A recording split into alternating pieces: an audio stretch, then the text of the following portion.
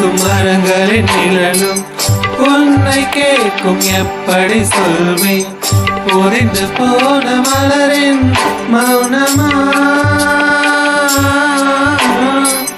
தூது பேசும் கொலுசின் மொழியை அறைகள் கேட்கும் எப்படி சொல்வேன் உடைந்து போன வளையல் பேசுமா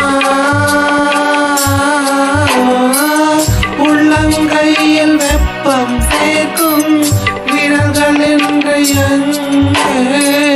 தோளில் சாய்ந்து கதைகள் பேச